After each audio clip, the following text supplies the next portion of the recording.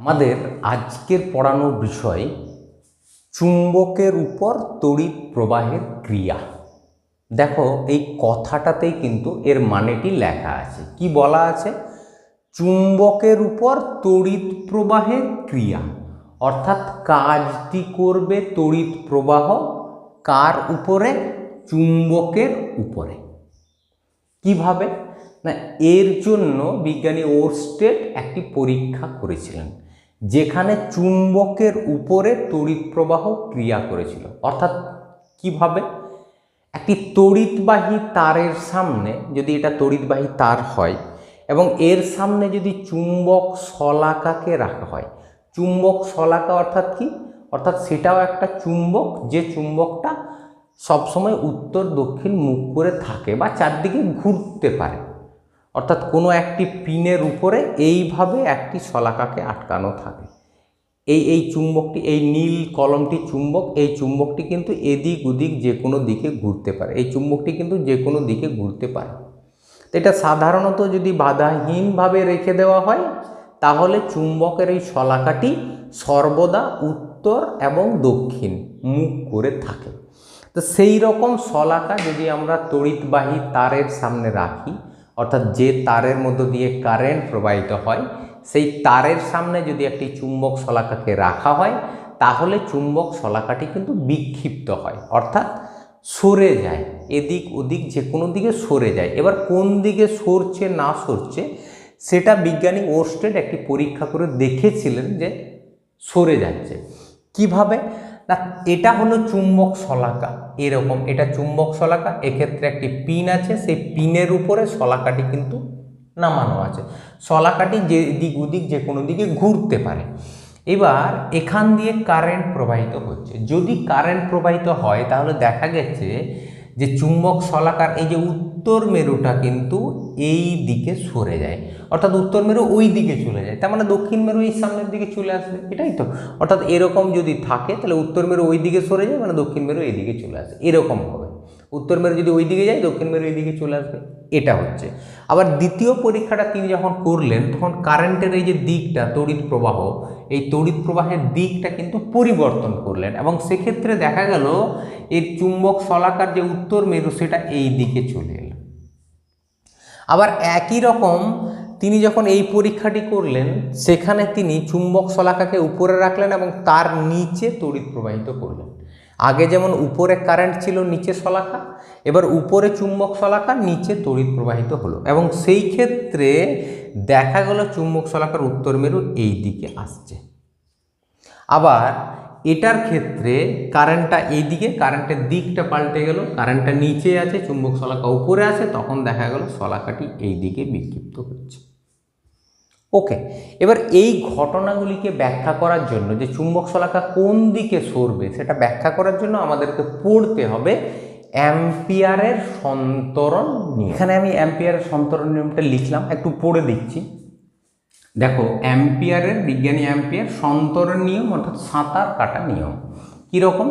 কোনো ব্যক্তি, একজন লোক তড়িৎবাহী তারের তড়িৎ প্রবাহ বরাবর চুম্বক শলাকার দিকে মুখ রেখে সাঁতার কাটলে, তাহলে একটা ব্যক্তি সাঁতার কাটছে, কিন্তু সাঁতার কাটার কয়েকটি শর্ত আছে। কি শর্ত? না, সাঁতার কাটবে তড়িৎবাহী তারের তড়িৎ প্রবাহ বরাবর, অর্থাৎ যেদিকে তড়িৎ প্রবাহ হবে সেই দিকেই কিন্তু সাঁতার কাটবে। যেদিকে তড়িৎটা প্রবাহিত হবে ও সাঁতার কেটে সেই দিকে যাবে ব্যক্তিটা। তাহলে তড়িৎ প্রবাহ বরাবর সাঁতার কাটছে এবং চুম্বক শলাকার দিকে মুখ রেখে সাঁতার কাটছে, অর্থাৎ এখানে যে সাঁতারটি কাটা হচ্ছে সেটা চুম্বক শলাকার দিকে কি রেখে বলো তো? মুখটি রেখে সাঁতার কাটছে। যদি এইভাবে কাটে তাহলে ওই ব্যক্তির বাম হাত যেদিকে যায়, এই বাম হাতটা ব্যক্তির যেদিকে যাবে চুম্বক শলাকার উত্তর মেরুও সেই দিকে বিক্ষিপ্ত হয়।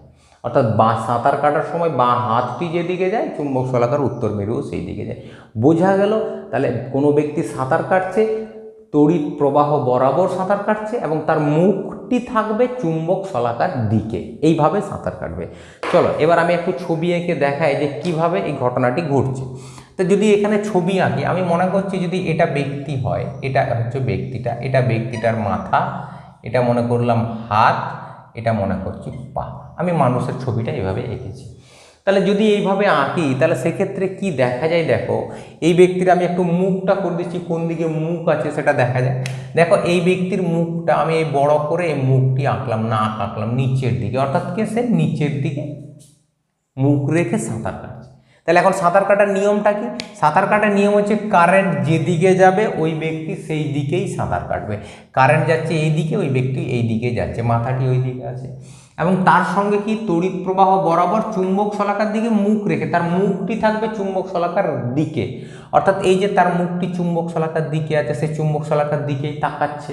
ওকে, এবার দেখো ওর বাম হাত যেদিকে যাবে, ওর বাম হাত যেদিকে যায় চুম্বক শলাকার উত্তর মেরু সেই দিকে যায়। তাহলে এখন দেখো এক্ষেত্রে ওর বাম হাত আমরা যদি ভালো করে একটু দেখি তাহলে এই জায়গাতে ওর বাম হাত হচ্ছে এটা, এটা হচ্ছে বাম হাত, এই যে এইটা। তাহলে বাম হাত ওই দিকে আছে, তা দেখো চুম্বক শলাকার উত্তর মেরু ওই দিকে। ওকে, আমি যদি দ্বিতীয় ছবিতে যাই তাহলে একই রকম করে আমি দ্বিতীয় ছবিটা যদি আঁকি তাহলে দ্বিতীয় ছবিটা ওই রকম হবে। এক্ষেত্রে এটা মাথা হবে, এটা ছবিটা, এটা পা, এই দুটো হচ্ছে হাত, এবং ওই ব্যক্তিটা সাঁতার কাটছে চুম্বক শলাকার দিকে মুখ রেখে, অর্থাৎ তার মুখটি হবে নিচের দিকে, চুম্বক শলাকার নিচের দিকে আছে।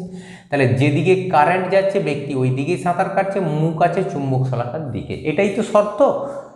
কারেন্ট বরাবর সাঁতার কাটবে এবং চুম্বক শলাকার দিকে মুখ রেখে। এখন দেখো এই ব্যক্তির বাম হাত হচ্ছে এটা, এটা হচ্ছে বাম হাত।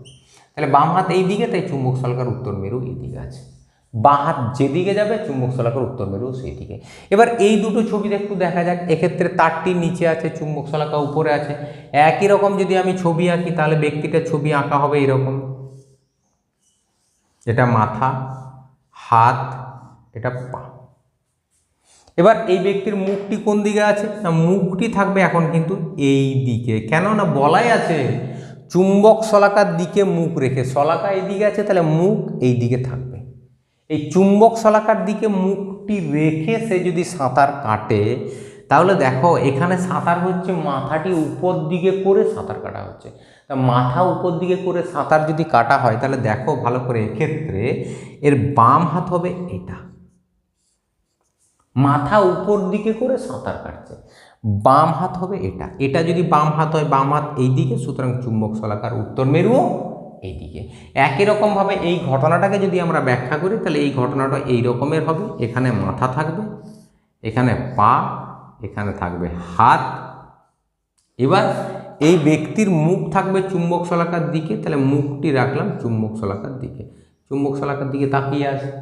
ওকে, এবার এই ক্ষেত্রে আবার দেখো সেই মাথা উপরে করে, মাথা উপর দিকে করে সাঁতার কাটছে। এই ক্ষেত্রে ব্যক্তির বাম হাত হবে এটা, এটা হচ্ছে ব্যক্তির বাম হাত নিচের দিকে, তাই সরি এটা ভুল হচ্ছে, এটা বাম হাত নয়, আমাদের একটু গন্ডগোল হচ্ছে, এটা ডান হাত বটে, এইটা হচ্ছে বাম হাত। কেননা দেখো যদি এইভাবে সাঁতার কাটে এই দিকটা বাম হাত, তাহলে এটা হচ্ছে বাম হাত উপরের দিকে, তাই চুম্বক শলাকার উত্তর মেরু ওই দিকে। বোঝা গেল, এটাই হচ্ছে অ্যাম্পিয়ারের সন্তরণ নিয়ম, অর্থাৎ চুম্বকের উপর তড়িৎ প্রবাহের ক্রিয়া। কোনো তড়িৎবাহী তারের সামনে যদি চুম্বক শলাকাকে রাখা হয় তাহলে চুম্বক শলাকাটি বিক্ষিপ্ত হয়। এই ঘটনাকে বলা হচ্ছে চুম্বকের উপর তড়িৎ প্রবাহের ক্রিয়া।